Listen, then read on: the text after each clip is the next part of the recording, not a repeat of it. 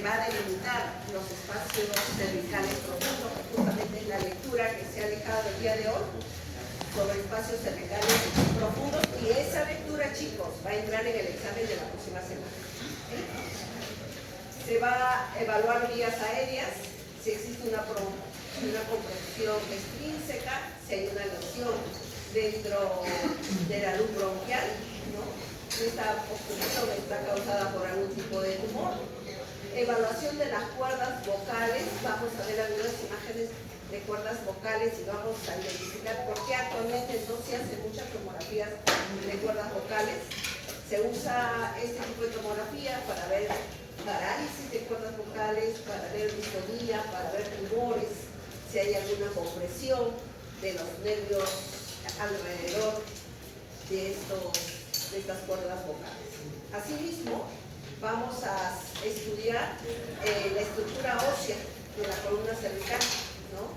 Generalmente cuando hablamos de partes blandas, nosotros hablamos de cuello. Y cuando hablamos de estructuras óseas, nosotros hablamos de columna cervical. ¿Qué vamos a ver? Fracturas, ¿no? Las más comunes de Jefferson, la de Hartmann, ¿sí? La presencia de hernia, la presencia de listesis, ¿sí? La visualización de fijaciones. Si estas fijaciones están dentro de los cuerpos vertebrales o están fuera de estos cuerpos vertebrales. Y vamos a hacer eso, vamos a visualizar estudios de angio-TC de cuello, ¿no? Esta parte de angio-TC de cuello lo estoy dejando para los estudios angiográficos. No voy a tratar mucho ahora sobre angio-TC porque hay que ver vasos, ¿no? Hay que ver la bifurcación del cañado de la aorta, pero vamos a entrar un poquito, ¿no? En forma somera. Sobre todo acá se pide angio de cuello para ver estudios de la carótida, ¿no? Para ver estudios de las arterias vertebrales, si hay algún tipo de disección, la presencia de trombos o la presencia de tumores. Ahora, ¿cuál es el desafío que se encuentra en cuello? De acuerdo a lo que les he indicado, ¿no? En la región de cuello vamos a visualizar diferentes estructuras porque tiene una anatomía muy compleja. Vamos a encontrar dentro del cuello vasos sanguíneos, vamos a encontrar glándulas, vamos a encontrar músculo, vamos a encontrar vías aéreas. O sea, el cuello tiene múltiples estructuras, ¿sí? Y las reformaciones que se van a hacer para visualizar cuello, para visualizar las estructuras óseas están en relación a lo que queramos evaluar, ¿sí? La reformación va a depender si voy a estudiar cuerdas vocales, si voy a estudiar vías aéreas o si voy a estudiar estructuras óseas, ¿sí? Ahora, existen fascias, ¿no? Dentro del cuello existen fascias que es parte de la lectura que delimitan, ¿no? Delimitan ciertas estructuras. Y justamente cuando existen procesos inflamatorios o procesos tumorales, ¿no? Estos procesos están delimitados justamente por esas fascias, ¿no? Por la inserción de esas fascias. Es por eso que estos procesos muchas veces no se diseminan.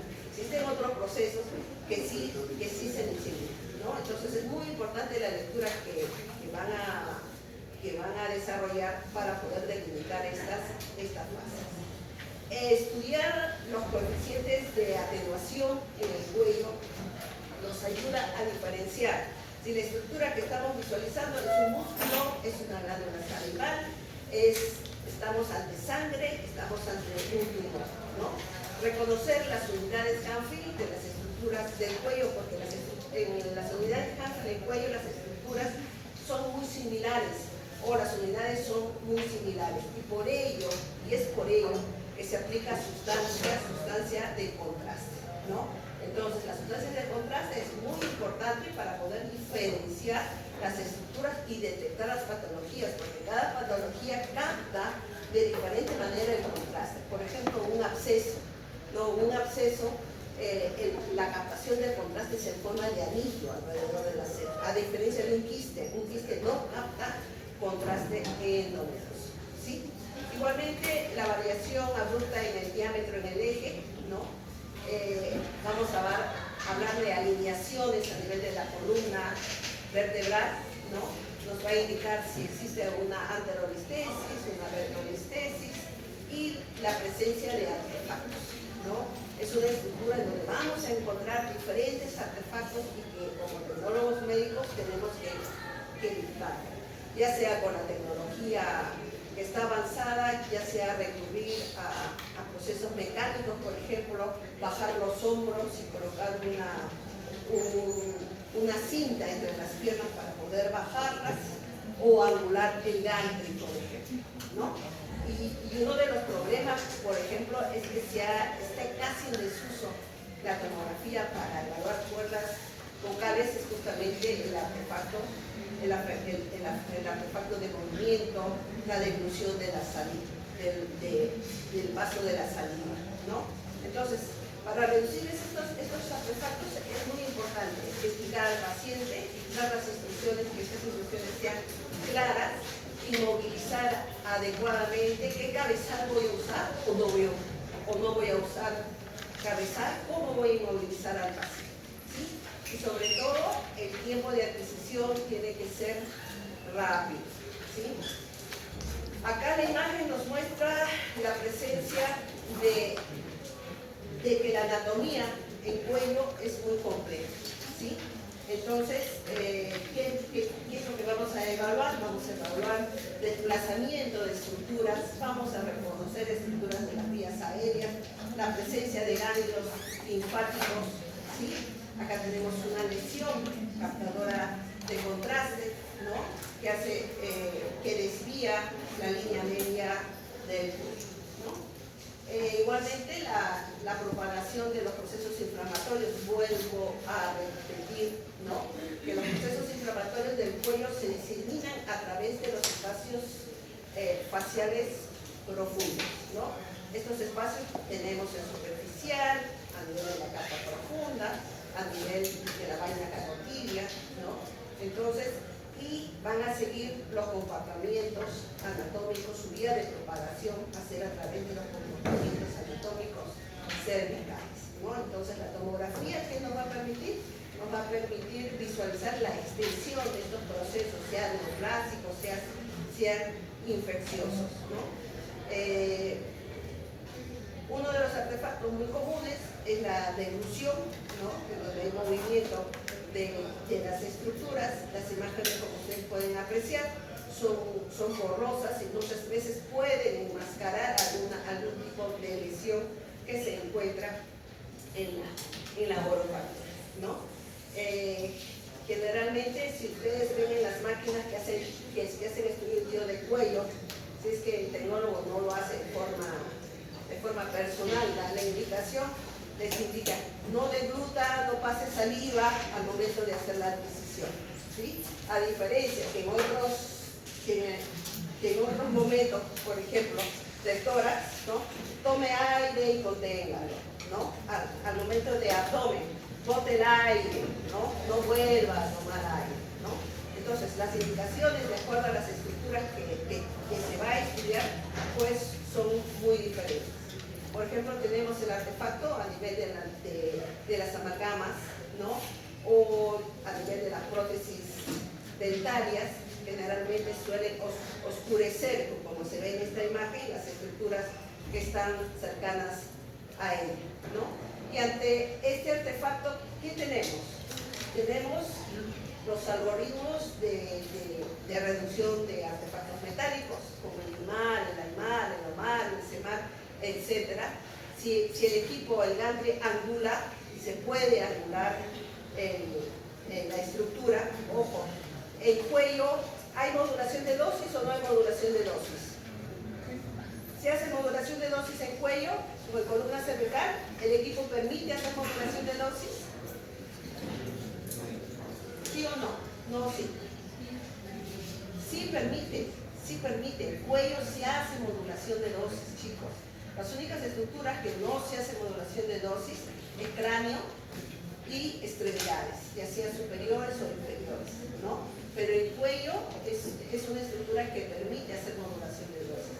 Entonces, cuando yo quiero disminuir las amalgamas dentarias, tengo varios procesos, ¿no? Usar los algoritmos como el CEMAR, hacer angulación, hacer modulación de dosis, Y aparte de hacer esta modulación de dosis, puedo usar la inteligencia artificial para la reconstrucción o el otro mecanismo que es el AIBR, ¿no? Entonces, fíjense, cuando yo les pueda preguntar ¿cómo hago para reducir el artefacto metálico? E inclusive en el postproceso nosotros podemos activar el SEMAR. Fíjense, tenemos artefacto de dilución, artefacto de amalgamas y el artefacto que se presenta a nivel de la cintura escapular. Cada una de las estructuras que nosotros estemos estudiando, ya hemos visto artefactos en cráneo, ahora estamos viendo artefactos en cuello, ya hemos visto artefactos en mastoides o en hueso temporal, por ejemplo, ¿no? Entonces, cada una tiene unas características y una forma de evitarlos, ¿no? Dentro de la cintura escapular, ¿no es cierto? Acá tenemos zonas de alta densidad, ¿no? Estos hombros, son los hombros que van a atenuar los rayos X y nos va a dar artefactos de endurecimiento de las, ¿no? Como vemos en esta imagen, vamos a ver bandas hiperdensas, ¿no? Acá lo primero que vamos a hacer, indicar que el paciente baje los hombros, ¿no? Que los hombros los tire hacia abajo, puede ser a través de una tira o una tela, ¿no? ¿Qué más vamos a hacer acá?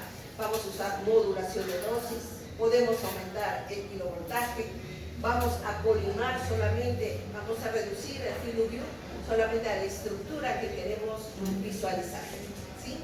Entonces, si es que todas esas técnicas no han podido reducir el artefacto metálico, recién ahí podemos hacer otra estrategia, ¿no? Hacer otra adquisición del tubo. En este caso, puedo hacer angular el tubo, ¿sí? Puedo colocar al paciente de cúbito prono, también haciendo angulaciones, ¿no? Tanto los filtros como las reconstrucciones, eso se puede usar en la primera adquisición.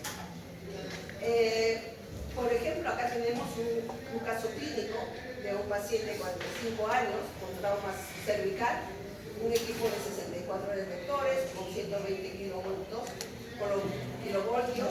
se usa modulación de dosis, un pitch de 0.9, ¿no? El kernel que se usa, un kernel óseo, el paciente está en cúbito supino, ¿no? El field of view es un field of view pequeño que solamente coge las estructuras, pero a la hora de adquirir vamos a encontrar tanto en el corte axial, sagital y coronal artefactos dentro de la cintura escapular, ¿no? A nivel de C5 y D1. La causa es que es un paciente obeso, ¿no? Que tiene unos hombros prominentes y esto pues va a atenuar el haz de rayos X, ¿no? Entonces, ¿qué es lo que se hace en este proceso? Se hace una segunda adquisición, en donde se hace bajar los hombros al paciente, se angula el gantry, se aumenta el kilovoltaje, ¿sí? Aquí se hace una reconstrucción iterativa. Y estas es las imágenes que se está obteniendo pues sin artefacto. Generalmente el artefacto de la cintura escapular es muy frecuente, ¿no? Y la reconstrucción iterativa y el ICE pues ha mejorado grandemente en reducir estos tipos de artefactos. Ahora, cuando nosotros hablamos de cuello, nosotros hablamos que el cuello es una vía de comunicación entre la cabeza, el tronco y las extremidades, ¿no? Y encontramos en el cuello estructuras sin protección, como por ejemplo el cartílago tiroides, encontramos la tráquea, encontramos las venas yugulares, las arterias carótidas. Es importante conocer la anatomía del cuello para poder hacer el procedimiento, para poder aplicar los protocolos, ¿sí? Y para que el médico pueda hacer una evaluación clínica correcta. Entonces, el cuello es una región comprendida entre la cabeza Y el tórax es el punto de transición, ¿no? Es una vía de paso entre elementos vasculares, viscerales y nerviosos. Tiene una forma cilíndrica, ¿no? Tiene un tallo, dice, óseo, que es la columna cervical, y la morfología del cuello varía, ¿no? Varía de acuerdo a la edad, varía de acuerdo al peso, a la compostura del paciente, ¿no? Aproximadamente en varones de 8 centímetros y en mujeres es de 7 centímetros, ¿no? Un segundo.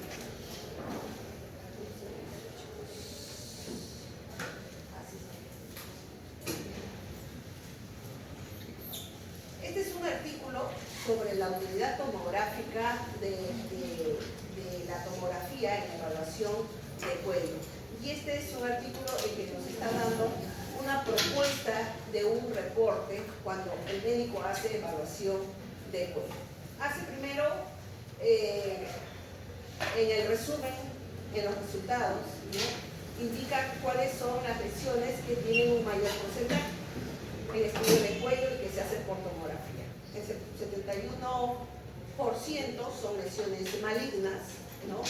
El 42% corresponde a óseo, el 50% va a corresponder a abscesos, ¿sí? Y que la tomografía pues tiene una alta sensibilidad y una alta especificidad, ¿no? Entonces, concluye este artículo de que la tomografía es muy útil para detectar sobre todo y hacer diferenciación tanto de lesiones malignas como benignas. Y es muy útil para poder visualizar esta estructura muy compleja, ¿sí? Da las características de la tomografía, es un estudio no invasivo, operador no dependiente, ¿no? Permite una adecuada evaluación anatómica, indica que el equipo que han usado es un Siemens, ¿no? De 128 y también han usado equipos Siemens, pero de 64 filas de patrones. Indica la cantidad de contraste, indica el flujo, fíjense, 2 mililitros por segundo, ¿no? Y usa, dice, mayor concentración para estudios angiográficos. Y las reconstrucciones indican que son conforme se necesiten. Si yo estudio, si por ejemplo yo voy a estudiar tumores vasculares, mis reconstrucciones van a ser en PRT y van a ser en MIR. Y acá lo interesante es esto, fíjense, ¿no? Las características, una propuesta estructurada en los tumores del cuello. ¿Qué es lo que evalúa? Tamaño, densidad, márgenes, si es una lesión necrótica, si hay aire, si hay calcificaciones, si hay obliteración de la grasa. ¿Qué evalúa? La localización. Si están dentro del espacio supraoioideo o infraoioideo, si está en el espacio parafaringio, parotidio, si está dentro de la cavidad oral, ¿no? Si tiene un tipo de reforzamiento, ¿no? Nulo, moderado, homogéneo, heterogéneo o nodular. Y de acuerdo a todo esto, de acuerdo a todas estas características, hay una conclusión, si este proceso es infeccioso, inflamatorio, o si es un proceso, porque esta es una evaluación de tumores, si dentro de las características tiene una posibilidad benigna o tiene una posibilidad maligna, ¿sí? Entonces, dentro de esto, esta lectura concluye que si es una lesión benigna, vamos a encontrar márgenes bien definidos y falta de obliteración de la grasa. Si es una lesión inflamatoria, va a haber una menor densidad del músculo o obliteración de la grasa, presencia de aire y reforzamiento periférico. Si es una lesión maligna, como estamos viendo en esta imagen, miren, encontramos márgenes mal definidos. La grasa está obliterada. Hay un reforzamiento heterogéneo, ¿no? Imágenes isodensas, imágenes hipodensas, ¿no? Hay una necrosis avascular y acá tenemos una afectación ósea, ¿sí? A diferencia, por ejemplo, de este proceso inflamatorio, que es un absceso, tenemos una grasa obliterada, ¿no? Hay una menor densidad del músculo y hay un reforzamiento a nivel de la lesión, ¿sí? Entonces, este artículo concluye además que lo que se permite manifestando que la tomografía computarizada tiene alta sensibilidad y especificidad en tumores, es distinguir tumores malignos a tumores benignos, ¿no? Que las reconstrucciones se van a hacer de acuerdo a lo que estoy evaluando, ¿sí? Y que es importante el uso de inyección del medio de contraste, y es importante que el médico haga un reporte estructurado para poder definir la malignidad o benignidad, o si es una lesión infecciosa de la lesión que se está observando, ¿sí? Ahora, frente a otras técnicas, ¿no? Se puede comparar la tomografía, ¿no? Con la resonancia magnética. Voy a hacer una comparación con la resonancia magnética y voy a hacer una comparación con el ultrasonido. Respecto a la resonancia magnética, va a tener la resonancia una resolución superior de contraste tisular, ¿no? No utiliza radiación ionizante, ¿no? Uso de medio de contraste, en el caso de resonancia es el ganolíneo, ¿no? También las adquisiciones no son volumétricas, sino son multiplanares, ¿no? Y también permite, al igual que la tomografía, un reporte estructurado. Desventajas: la excesiva duración, pacientes que están inquietos, ¿no? Pacientes que no entienden las indicaciones, hay que anestesiarlos. Y estos equipos de anestesia son especiales, no entra cualquier equipo de anestesia, ¿no? Vamos a obtener artefactos de movimiento, hay una menor disponibilidad, un mayor costo de estudio, ¿no? Y hay contraindicaciones en pacientes. Pacientes que, por ejemplo, con marcapasos, ¿no? O con artefactos, o con que no tengan, por ejemplo, una prótesis a nivel de la columna que no sea de titanio, por ejemplo, pues están impedidos de hacer estos estudios de resonancia magnética, al igual que los pacientes con claustrofobia. El ultrasonido es útil para dos casos: en la revisión de quistes, ¿no? Y el diagnóstico de masas tiroideas. Una de las ventajas del ultrasonido es el uso del Doppler, ¿no? En el cual se va a evaluar el flujo sanguíneo en las vías vasculares, ¿no? Y la desventaja es la presencia de aire, ¿no? El aire posee una gran capacidad de reflexión, ¿no? Porque por lo que su aplicación tanto en cuello, para vías aéreas a nivel de cuello y tórax, pues son muy limitadas. ¿Cuáles son las perlas de lo que les he mencionado hasta ahorita? La tomografía es de primera línea: procesos traumáticos, infecciosos, inflamatorios y patología tumoral laringe. La resonancia magnética, lesiones tumorales a nivel de faringe, cavidad oral y base de cráneo. Y el ultrasonido, hemos dicho, es útil para tiroides, glándulas salivales y ganglios linfáticos, ¿sí? Para ampliar las indicaciones, porque ya en la primera PPT he mostrado algunas indicaciones, ¿no? Tanto de cuello como una cervical, tenemos tumoraciones en la región del cuello, abscesos, procesos inflamatorios, adenopatías cervicales, alteraciones en la deglución, alteraciones en la voz, alteraciones tumorales, ¿sí? Ahora, la tomografía, en este caso de cuello, ¿no? Siempre se va a hacer uso de contraste endovenoso, salvo contraindicación, pero por lo general en cuello se usa contraste endovenoso. Pero ojo, no es que solamente voy a hacer mi fase contrastada, salvo sea un equipo dual, ¿no? En que me va a hacer la sustracción. Siempre se va a hacer la fase sin contraste y la fase contrastada, ¿sí? ¿Por qué? Porque en la fase sin contraste voy a ver calcificaciones, voy a ver la presencia de masas, ¿sí? Y en la fase contrastada, de acuerdo a los tiempos, ¿no? Puede ser una fase arterial o fase venosa. Generalmente arterial es específicamente para arterias, y la fase venosa es para ver venas y captación del contraste dentro de las lesiones, ¿sí? El plano axial tiene que ser perpendicular a la vía aérea y el coronal siguiendo la vía aérea. El paciente generalmente está de cúbito supino, se le indica que no debe pasar saliva. En algunos casos se les indica que un paciente que tiene muchas amalgamas dentarias que abra la arcada dentaria, ¿no? Para reducir el artefacto de estallido o el artefacto de endurecimiento de gas, ¿no? Y generalmente cuando se hace estudios de cuerdas vocales, generalmente se hace estudios en fonaciones, con la letra E o con la letra I, ¿no?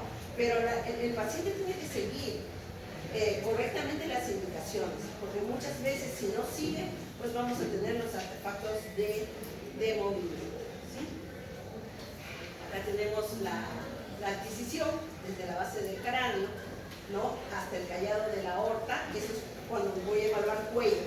Si voy a evaluar de columna cervical, voy a evaluar igual desde la base del cráneo, pero solamente hasta C7 y D1, ¿no?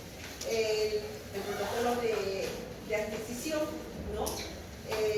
En el caso de cuerdas vocales, ¿no? Solamente la región que se va a aplicar es a nivel de las cuerdas vocales, ¿sí? Es importante nosotros conocer los tiempos de adquisición, ¿no? ¿Cuánto demoraba un tiempo un estudio de cuello cuando el tomógrafo tenía un solo detector, ¿no? 60 segundos. Cuando tenía 4 detectores, aproximadamente 27 segundos. 8 detectores, 25 segundos. 16 detectores, 23 segundos. 64 detectores, 8 segundos. 160 detectores, 3 segundos. A medida que va aumentando la cantidad de detectores, la duración de la adquisición va disminuyendo, ¿no? Estas son algunas técnicas de adquisición, ¿no?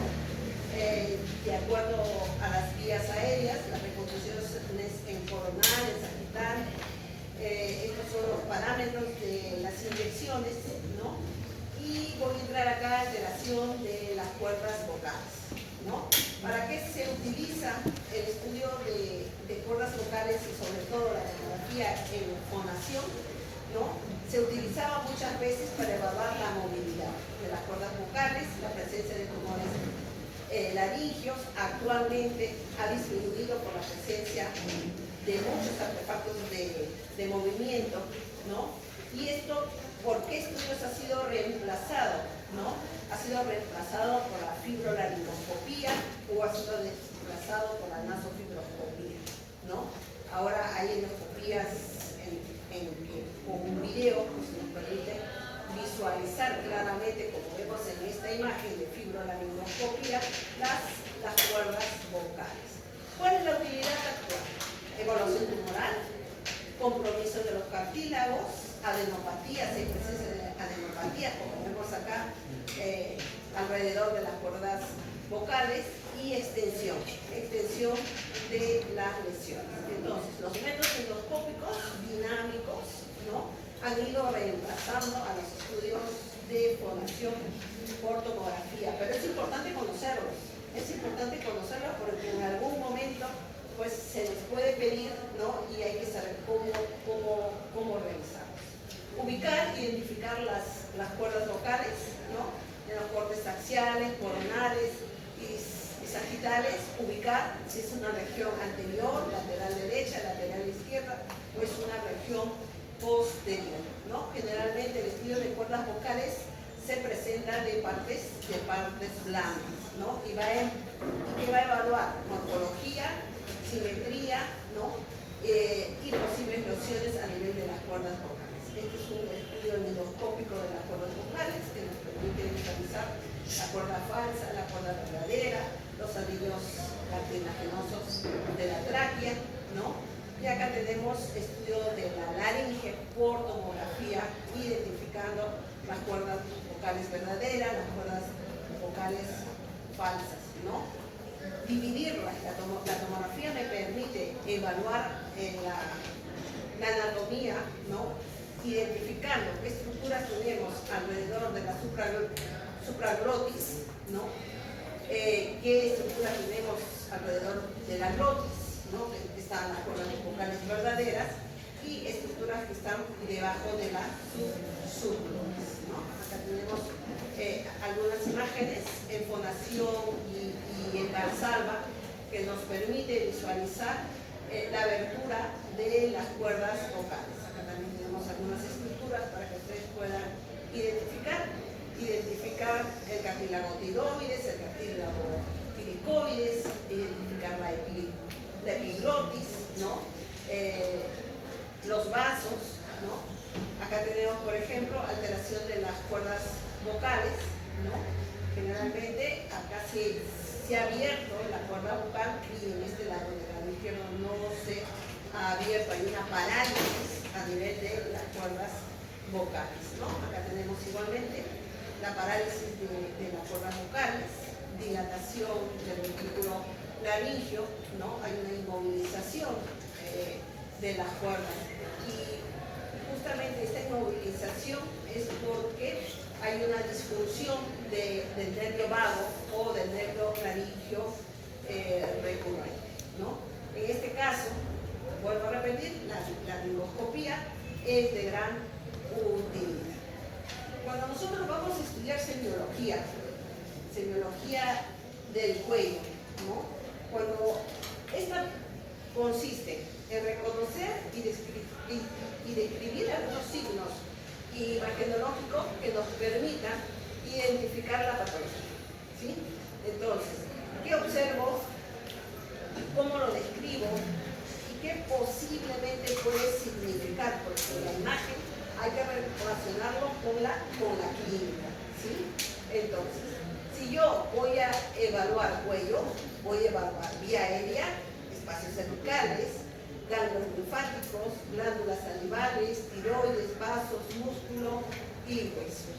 Y de todas estas estructuras voy a ubicar localización, tamaño, morfología, densidad, realce, relación con otras estructuras y después de terminar con estas descripciones, recién el médico va a dar su descripción diagnóstica, probablemente que puede ser lo que estamos observando. Entonces, la descripción tanto del cuello como otras estructuras tomográficas, ¿no? Tiene que ser ordenada, sistemática, ¿no? Porque esto va a favorecer la detección de las lesiones, ¿no? Y el mejor manejo y el tratamiento. Dentro de esta semiología radiológica, dentro de esto, ¿qué vamos a encontrar? Alteración de la densidad, ¿sí? Entonces, cuando se modifica la densidad de alguna estructura, ¿sí? Es necesario usar contraste endovenoso. ¿Y cuándo se modifica esta densidad? Generalmente en tomografía vamos a hablar de hipodensidad cuando la lesión es oscura o hiperdensidad cuando la lesión es más clara, es más blanca, ¿sí? A diferencia de resonancia, vamos a hablar de hipointenso o hiperintenso, ¿sí? Entonces, ¿qué puede significar clínicamente cuando hay una hipodensidad, por ejemplo? Si existen quistes, abscesos, hay una hiperdensidad, calcificaciones, sangre aguda, ¿no? Cuando hay una isodensidad, una inflamación, edema, etc. Entonces, dentro de las alteraciones de la densidad vamos a encontrar quistes, vamos a encontrar abscesos cuando hay un realce periférico, un quiste cuando no hay realce periférico y el contenido es líquido, o vamos a encontrar la presencia de necrosis, ¿no? Necrosis donde hay una mezcla de una hiperintensidad y una hipointensidad, ¿sí?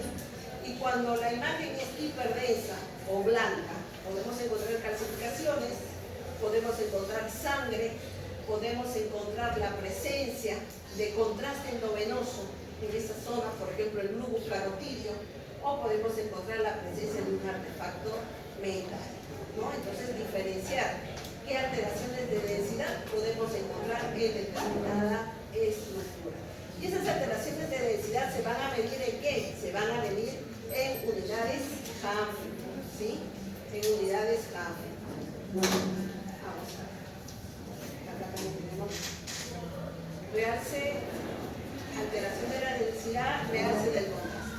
¿Sí? El realce de contraste generalmente se va a dar en la vascularización. ¿Sí? Y este puede ser un realce homogéneo, puede ser un realce heterogéneo o puede ser un realce periférico en anillo. Si es un realce homogéneo, posiblemente la lesión es benigna, posiblemente encontramos un ganglio reactivo. Si es un realce heterogéneo, acabamos en este realce heterogéneo que normalmente encontramos en los tumores, y un realce periférico en anillo, generalmente encontramos en los abscesos. ¿Qué más encontramos dentro de semiología en TC de cuello? Vamos a encontrar los efectos de masa. ¿Sí? ¿Qué es una masa? Es una lesión que va a ocupar un espacio. Y esta masa va a desplazar a la estructura que está adyacente a él. Por ejemplo, un absceso retrofaríngeo. ¿Y qué es lo que va a producir esta masa? Una desviación ya sea de la tráquea, ya sea una desviación vascular, una desviación de los espacios cervicales. ¿Sí? Entonces, ¿qué es lo importante acá en tomografía?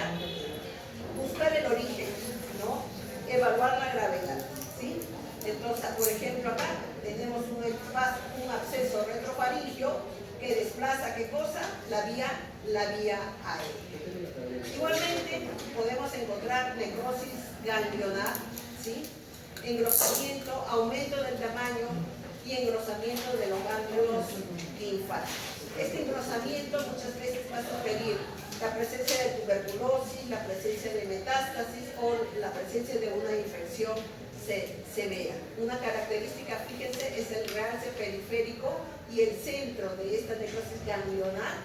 Vamos a encontrar una hipodensidad. Igualmente, las colecciones líquidas, ¿sí? La presencia de líquido nos indica que hay un absceso, que hay un hematoma, que puede haber un quiste, ¿sí? Y esto necesariamente hay que presentarle en diferentes reformaciones. Vamos acá también tenemos ejemplos de colecciones.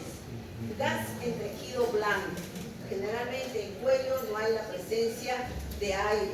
Fíjense las imágenes, ¿no? Hay presencia de aire. Hay presencia de aire pues a nivel de la tráquea, a nivel del esófago, pero no a nivel de las paredes musculares, ¿no? Acá que estamos observando gas en los tejidos blandos, inclusive observamos burbujas, ¿no? Hipodensas, ¿no? Y sus bordes son bien definidos, ¿no? ¿Por qué se produce aire dentro del tejido blando en el cuello? Por un trauma, ¿no? Un trauma penetrante, una perforación de víscera hueca o una infección necrotizante. ¿Qué otra alteración vamos a encontrar en cuello? Las estenosis, ¿sí? Acá tenemos un calibre normal, ¿no? Acá tenemos una estenosis a nivel de la tráquea, acá tenemos una estenosis a nivel laringea, ¿no? Y acá tenemos un desplazamiento de la tráquea producido por una lesión, ¿no? Por un desplazamiento por una masa, ¿no? Entonces, ¿qué es lo que debemos hacer? Evaluar el tamaño del calibre, evaluar los espacios de las cuerdas vocales, visualizar si existe o no existe el desplazamiento. ¿Quiénes producen los desplazamientos? Un tumor, un edema, un absceso, ¿no? Una lesión a nivel de las glándulas tiroideas, la presencia de bocio, etc. Acá tenemos una reconstrucción en 3D del espacio aéreo, ¿no? Generalmente para estudiar vías aéreas, aparte del MPR, vamos a hacer reconstrucciones de vías aéreas en 3D, ¿no? Generalmente el delay o los tiempos de adquisición para estudios de cuellos va a depender. Si voy a hacer mi angiografía, vasos arteriales, que va a tener un flujo de 5 a 6 milímetros por segundo, fíjense el pico, ¿no? El pico del contraste, ¿no? Y eso obviamente, si encontramos en este pico, las unidades Hansen van a ser entre 400 600 unidades de cambio, ¿no? En flujos intermedios vamos a usar en adenopatías cervicales aproximadamente 3 mililitros por segundo, ¿no? Ojo, si es un vaso arterial, vamos a colocar el Sure-Start, ¿no? El ROI dentro del vaso. O si lo vamos a hacer de forma empírica, el delay, el tiempo donde empieza la adquisición, va a ser entre 20 y 25 segundos, ¿sí? En adenopatías cervicales, el tiempo del delay para empezar el barrido va a ser entre 35 y 45 segundos. Y si voy a evaluar un meningioma, estos meningiomas van a tener un realce tardío, el tiempo del delay va a ser mayor a 60 segundos, ¿sí? Acá el uso de fase venosa tardía muchas veces va a mejorar el realce de estructuras y lesiones, ¿sí? Optimizamos su caracterización. Acá tenemos un estudio de cuello sin contraste, fase arterial, en una fase tardía, ¿no? En donde generalmente en una tomografía, en una axial de cuello, no se observa claramente la paratiroides. Es muy difícil de visualizar, salvo se aplique sustancia de contraste o salvo hay un adenoma, ¿no? Si es así, el trance intenso de la lesión a nivel de paratiroides se debe hacer entre 20 a 25 segundos, pero en un realce tardío de 60 a 90 también lo vamos a visualizar, ¿sí? Esta característica de esta lesión paratiroidea tiene un lavado muy lento y tiene un lavado muy tardío, ¿sí? Entonces, no es necesario, dice acá, comenzar la adquisición inmediatamente después de la inyección del contraste, porque existen algunas lesiones, ¿no? Que tienen un realce tardío, ¿no? La adquisición tardía puede mejorar la detección y caracterización de lesiones vasculares, permitiendo una mejor diferenciación de las estructuras. Por ejemplo, acá, ¿no? Acá encontramos en esta lesión un mayor realce en una fase tardía de 60 a 90 segundos, ¿no? Esto corresponde a un paraganglioma carotídeo. Acá tenemos la presencia de un absceso, ¿no? Hay un realce periférico, ¿no? Esta es una lesión infecciosa, ¿no?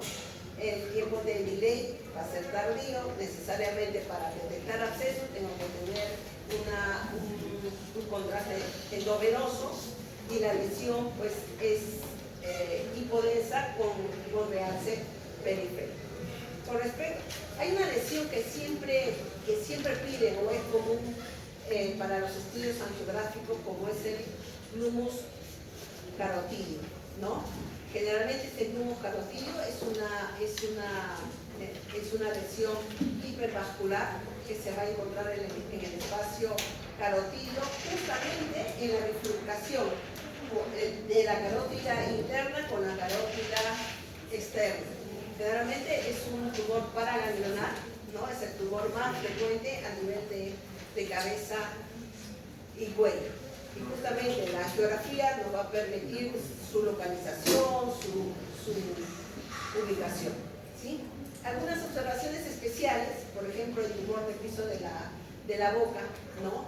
Generalmente cuando viene la lesión del piso de la boca se puede hacer la adquisición con boca abierta y boca cerrada, para poder diferenciar la lesión con otras estructuras adyacentes, ¿no? Acá tenemos a nivel de la glándula tiroides, ¿no? Generalmente acá tenemos un carcinoma tiroideo, ¿no? En donde hay un realce del contraste, ¿no?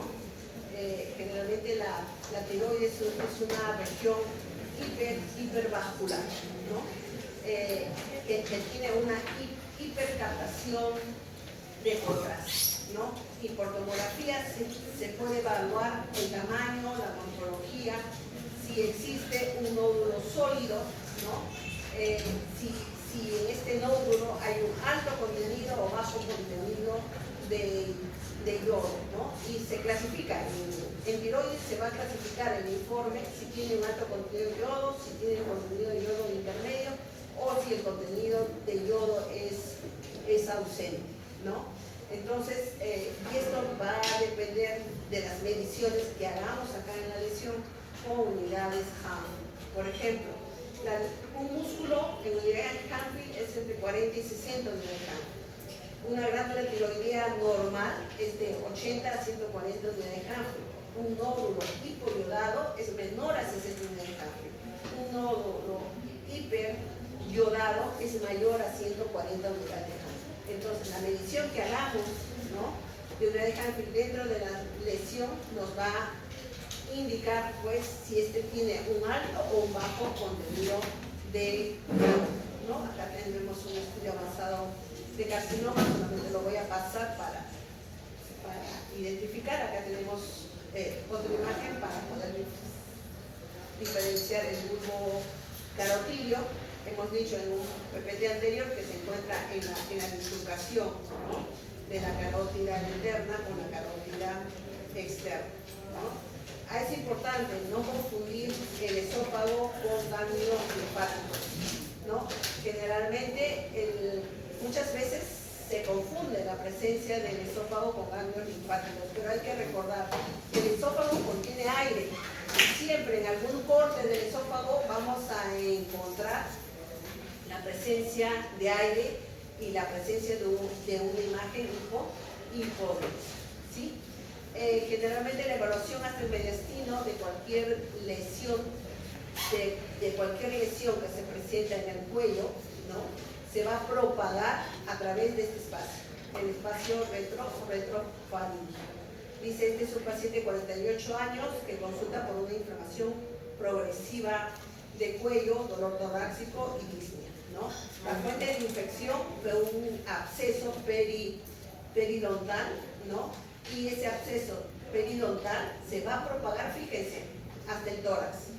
Y la vía de propagación de este absceso periodontal, ¿no?, la vía de diseminación justamente ha sido este espacio retrofaríngeo. Es el único espacio que se comunica con la región torácica, ¿no? Acá también tenemos un absceso, fíjense, un absceso retrofaríngeo, un niño de 6 años con fiebre, dolor, ¿no? Se aplica contraste endovenoso y se ubica ese absceso retrofaríngeo. A nivel de placa radiográfica, lo único que tenemos es el aumento, ¿no?, el aumento del espacio retrofaríngeo, que lo confirma la tomografía. ¿Qué más tenemos por tomografía que se puede ver? La cialolitis, ¿no? En la cialolitis, ¿no?, es litiasis a nivel de las glándulas salivales y que producen, pues, una obstrucción. Es un cálculo, ¿no?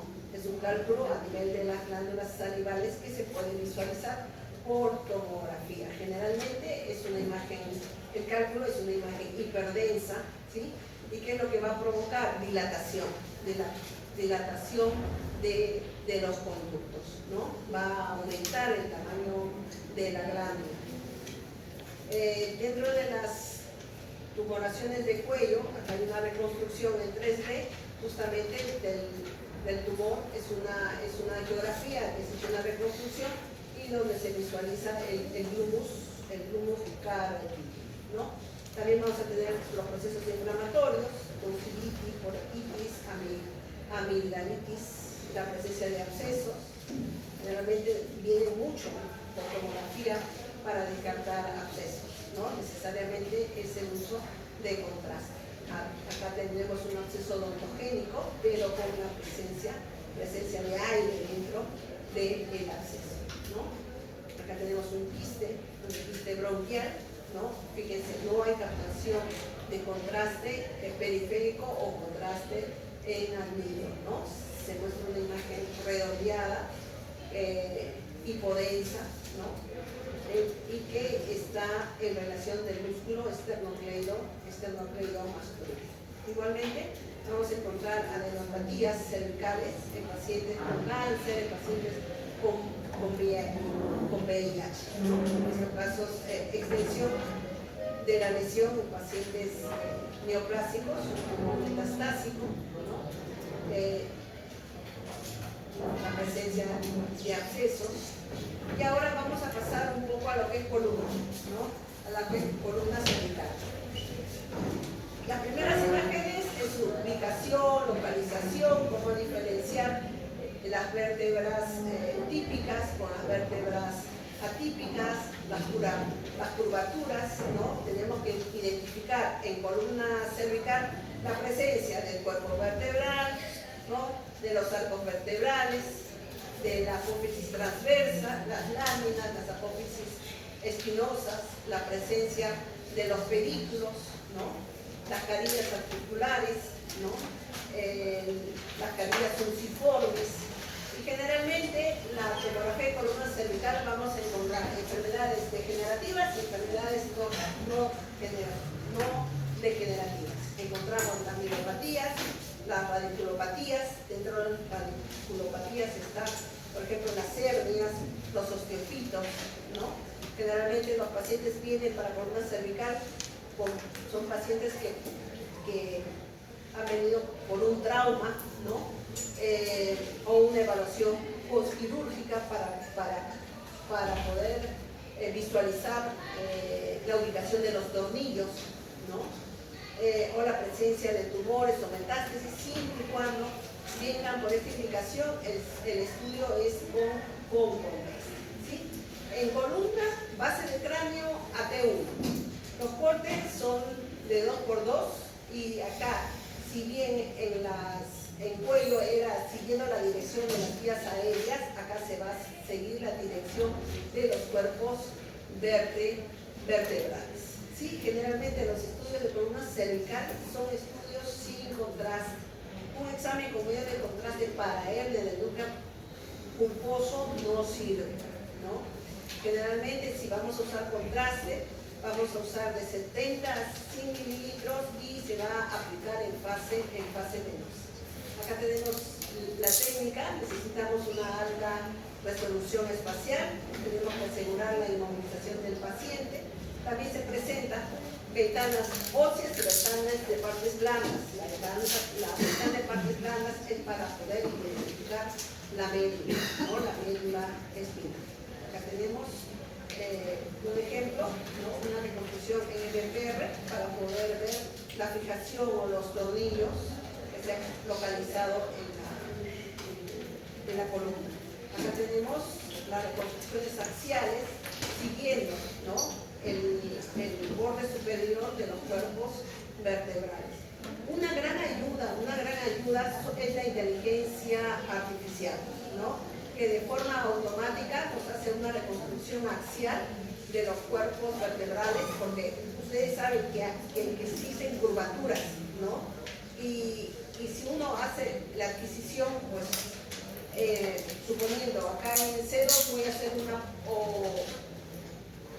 hacer una adquisición paralela, ¿no? Pero si en C7 ya la adquisición no va a ser en forma paralela. La inteligencia artificial nos sirve de gran ayuda. ¿Qué otra gran ayuda tenemos? Las reformaciones curvas, ¿no? Las reformaciones curvas siguiendo, ¿no? Siguiendo el eje de los cuerpos vertebrales, ¿no? De las facetas y de los espacios vertebrales, ¿no? Acá tenemos la reconstrucción sagital. Igualmente, una gran ayuda es la reconstrucción en BRD, ¿no? Acá tenemos, generalmente, el 3% de los pacientes, ¿no? Que sufren un accidente automovilístico tienen una lesión cervical. Del 10 al 20% de pacientes con traumatismos de cabeza tienen lesión cervical. El 17% de lesiones no diagnosticadas, ¿no? Aumenta el riesgo de lesiones neurológicas. La mayoría de lesiones cervicales, ¿en dónde se da? Se da en el tercio superior y en el tercio medio. En el tercio superior, a nivel de C1 y C2, y en el tercio, inferior del 50% será a nivel de C6 y de C7. ¿Sí? Y nos dice que el diagnóstico oportuno y un manejo adecuado de las lesiones cervicales son fundamentales para prevenir las complicaciones neurológicas. Dentro de la semiología de la columna cervical, ¿qué vamos a ver? Alineación, ¿sí? Si la línea anterior, medio, posterior son continuas. Los cuerpos vertebrales, vamos a evaluar altura, ¿no? Vamos a evaluar la cortical, buscar si existe o no alguna fractura a nivel de los cuerpos vertebrales. Discos, ¿sí? Si la altura del disco de L1 y L2 es la misma altura de L3 o L4. Si dentro de estos discos hay calcificaciones, si dentro de estos discos hay algún tipo de protrusión, por ejemplo. Vamos a evaluar el canal medular, vamos a evaluar la médula espinal, ¿no? Y analizar los espacios prevertebrales. Adicionalmente, los músculos que están adyacentes. ¿Sí? Entonces, dentro de esta semiología, ¿qué encontramos? La dislocación facetaria bilateral. Es la vértebra, es la pérdida completa de la relación articular facetaria. ¿Sí? Es el desplazamiento anterior de los cuerpos vertebrales. Generalmente se puede asociar con fracturas de las apófisis articulares, ¿no? Es importante acá evaluar el canal medular, ¿no? Y el médico tiene que evaluar tener una correlación clínica, ¿sí? Acá tenemos una fractura, ¿sí? Y luxación vertebral, ¿no? A nivel. ¿Qué más tenemos? Otra fractura conocida en semiología, ¿no? La fractura de Hackman, ¿no? En la fractura de Hackman vamos a encontrar, fíjense, una espondilolistesis traumática de la vértebra C2, ¿no? Causada por una fractura bilateral de los pars auriculares, ¿no? Generalmente esta es una lesión inestable, ¿no? ¿Qué más? Acá tenemos, ¿no? Fractura del pararticular. ¿Qué más vamos a encontrar? La fractura de Jefferson, ¿sí? La fractura de Jefferson se va a dar en C1 a nivel de los arcos anteriores y arcos posteriores de C1. Acá hay rotura de ligamento, hay desplazamiento lateral de las masas laterales de C1, ¿no? Hay un mayor porcentaje de estas fracturas en varones que en mujeres, ¿no? Acá tenemos aplastamiento de las masas laterales de C1. Igualmente vamos a encontrar hernias discales. Generalmente va a haber mucho dolor que se irradia al hombro, ¿no? Debilitamiento muscular, ¿no? Alteración en la marcha. Estas hernias van a comprimir, ¿qué cosa? La médula espinal o las raíces nerviosas, ¿no? Son protrusiones de los discos intervertebrales. Acá tenemos por resonancia una hernia, una protrusión que va a comprimir la médula, y acá tenemos por tomografía. ¿Cuál es el estudio ideal? Obviamente, acá en la resonancia. Estenosis cervicales, ¿no? Vamos a encontrar estrechamiento del canal espinal que comprime la médula espinal. Vamos a encontrar tumores vertebrales, ¿no? Que hay deterioro óseo de las raíces nerviosas. Vamos a encontrar infecciones óseas articulares, por ejemplo la osteomielitis, ¿no? Que produce la presencia de abscesos, ¿no? Enfermedades degenerativas, ¿no? Dentro de las enfermedades degenerativas vamos a hablar del desgaste natural de las articulaciones o de los discos vertebrales, ¿no? Vamos a encontrar hernias, ¿no? Y es importante que ustedes conozcan estas definiciones. ¿Qué es una espondilosis? ¿Qué es una espondilisis? ¿Qué es una espondilolistesis? ¿Qué es una espondiloartrosis? ¿Y qué es una espondilolisitis? ¿Sí? Vamos detrás, por ejemplo, la espondilosis, ¿no? Es un proceso progresivo y degenerativo degenerativo que afecta los discos. Va a haber una deshidratación discal, va a haber cambios degenerativos y va a haber la presencia de espondilosis avanzada, ¿no? Es la causa más común de la compresión medular. Cuando hablamos de espondilolisis, ¿no? Acá vamos a hablar del defecto, ¿no? De los pares articulares, interarticulares. Puede ser congénitos o puede ser a través de una fractura. Generalmente se da más a nivel de la columna lumbar, pero si es cervical se va a dar a nivel de C5 y C6. Y cuando hablamos de espondilolistesis puede ser una anterolistesis o puede ser una retrolistesis, ¿no? Y esto está en relación ¿a qué? A la vértebra inferior de la que se está desplazando, ¿no? Acá tenemos una espondilolistesis cervical, que hay un compromiso a nivel medular, ¿no? Y las conclusiones, por fin, para acabar, es que el cuello es una región anatómica relativamente pequeña, pero con gran cantidad de elementos para estudiarlos por diferentes métodos. El análisis tiene que ser sistemático, ¿no? Y la TC es una herramienta fundamental para estudio de cuello en primera línea. ¿Qué quiere decir? Que primero se hace la tomografía y después el médico va a pedir una resonancia magnética, ¿sí? Vamos a ver ahora qué grupo les toca exponer. Dime. Asistencia, finalizando. ¿A qué grupo les toca exponer o no hay grupo?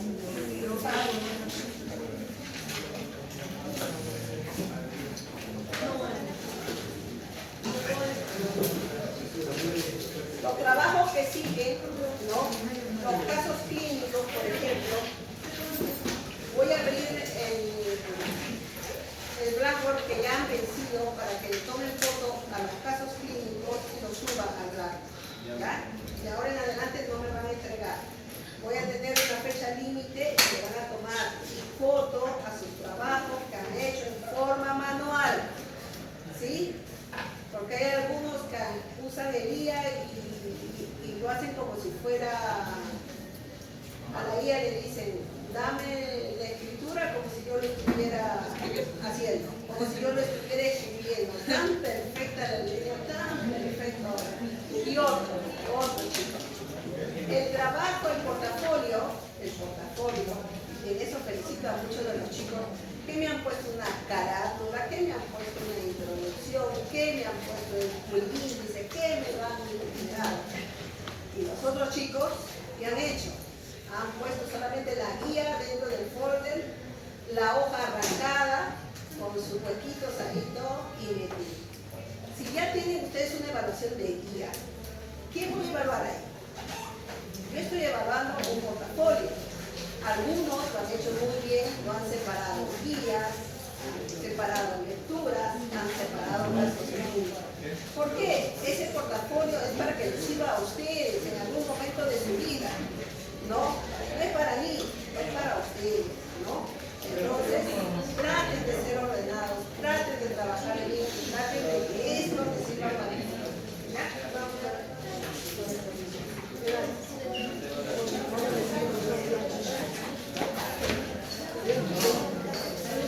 Ya regresado. No me voy a llevar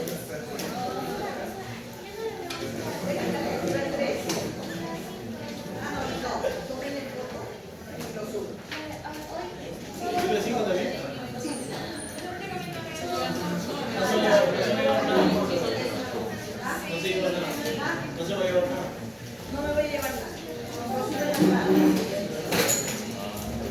Voy a dar un día o 2 días más.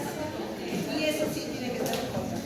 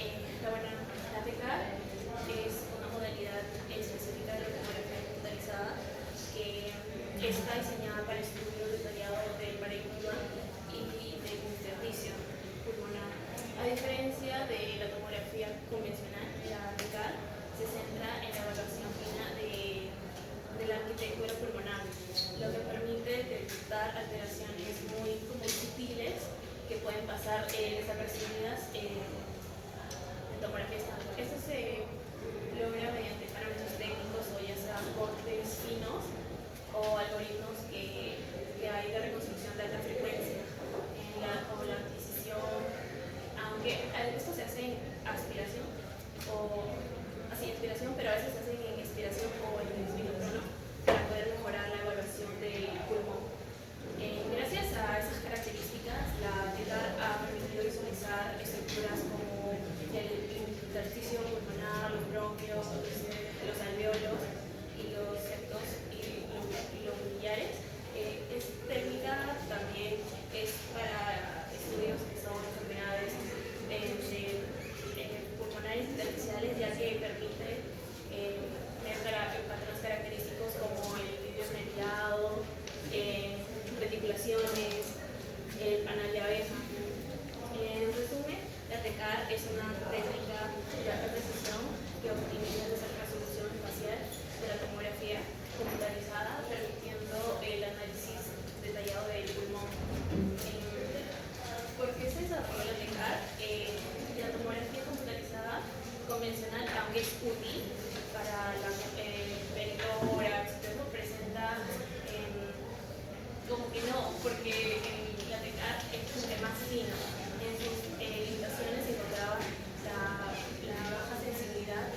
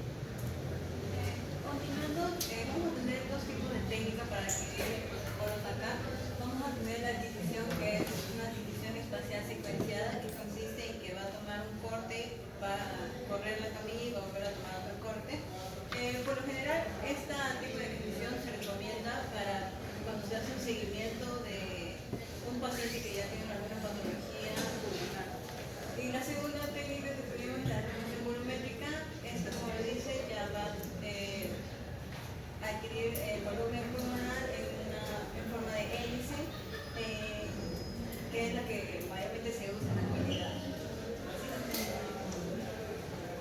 Como protocolos técnicos, esta técnica de Dakar que usa en el reformateo hace que se utilicen cortes muy finos, de 0.625 hasta 1.25 milímetros. Por lo general se suele usar un KB de 120 y MAS entre 100 y 200.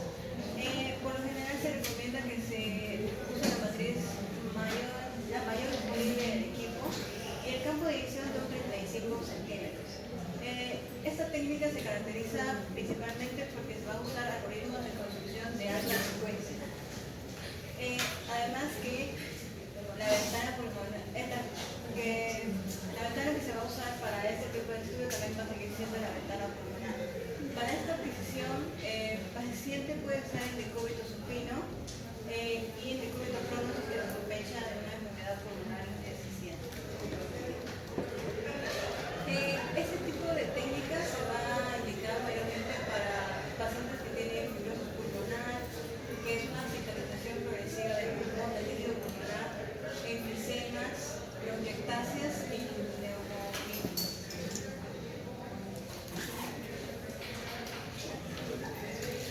En los hallazgos tomográficos más comunes vamos a tener el delito demostrado, un patrón reticulado, el panal de aorta, nódulos, el patrón de mosaico y atrapamiento aéreo, que se evalúa cuando el paciente está en expiración.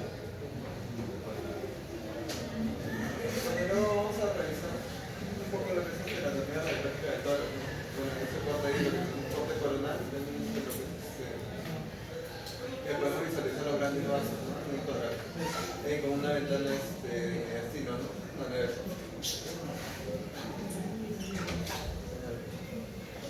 Bueno, ahí tenemos lo que es la vena cava del corazón.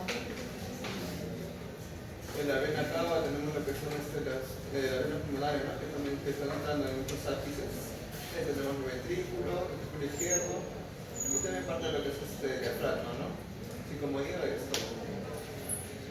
También, bueno, vemos en esta imagen, lo que es también esta parte del callado aórtico, ¿no? Y por aquí lo que vemos también son las arterias subclavias. La vena subclavia que se ve prominentemente.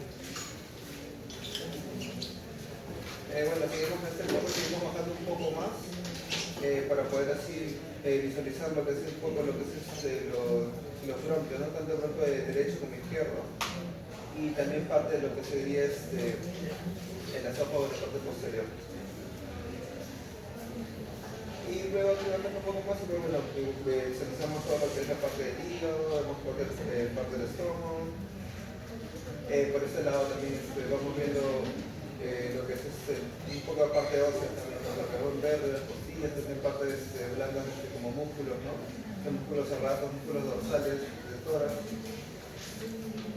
Y en esta imagen también acá vemos como ya la tráquea, bueno, se va saturando, ¿no? Vemos acá la carina claramente, vemos lo que es el bronquio derecho, que es un poco más pequeño también, ¿no? Y un poco más vertical, y también a comparación del izquierdo es mucho más largo y horizontal, ¿no? Tener en cuenta en eso. Y también vamos viendo, bueno, lo que es la barra ascendente, ¿no? Bueno, en este imagen es lo mismo, pero acá registramos lo que es el nervio hemiácidos, ¿no? Que bueno, así también se denomina como ácidos y acá al lado como hemiácidos también. Y vamos viendo cómo las diferentes partes de los grandes vasos pues se van formando, ¿no? Así como estas con las paredes íntimas también pulmonares, derecha e izquierda. Y bueno, en esta imagen, aquí también vamos a visualizar lo que es el callado aórtico, parte del ventrículo izquierdo del corazón también, también lo que son las estructuras óseas, ¿no? Las redes de las vértebras torácicas, así también como la musculatura, ¿no? También es lo que tenemos en la parte de las costillas. Siguiente. Bueno, acá también vamos a hablar sobre lo que es la bronquioscopía virtual. Esto ya después de hacer de haber tenido las imágenes, pues se va a hacer una reconstrucción multiplanar, ¿no? Y así también como en 3D, para poder tener nosotros una navegación, ¿no? En el realidad por vía virtual, ¿no? Pero este estudio tiene un poco de limitaciones, ya que bueno, hay que tener una buena resolución espacial, así como calidad de imagen, ¿no? Porque no vamos a poder detectar todo, pero sí nos va a facilitar mucho ayudar a esas partes, esas malformaciones que están muy metidas, por decirlo así, ¿no? O sea, esas dosis muy distales que tienen algunas partes de los bronquios. Como vemos acá también, acá vemos cómo va avanzando, ¿no? Vemos que está en esta parte, en la parte de bronquioles izquierdo, bajando y cómo se apertura, ¿no? Todos los segmentos apicales del pulmón, ¿no? Tanto segmentos apicales tanto como superiores, anteriores, medios, y viendo con una ventana pulmonar. Yo voy a hablar un poco de la patología que tenemos. En este caso, voy a hablar un poco de patologías clínicas, pero voy a complementarlo con algunas patologías. Algunas patologías como las enfermedades pulmonares difusas, que tenemos la fibrosis pulmonares idiopática, que se caracteriza por la formación de reversibles cicatrices en los pulmones. Y esto va a provocar la elasticidad pulmonar, haciendo que se dificulte la respiración al paciente. Luego tenemos algunas enfermedades en la vía aérea, que es como la bronquiolitis, donde los nódulos son múltiples pequeñas opacidades redondeadas, pobremente definidas, que esos nódulos son el patrón en árbol de bronquio. Luego tenemos algunas también como el asma y el EPOC. El asma pues es un engrosamiento de la pared bronquial y el EPOC es la destrucción de las paredes alveolares, donde áreas de baja atenuación sin pared. Luego tenemos lo que son las ventajas y desventajas del TACAR, pero en este caso lo voy a leer las acá.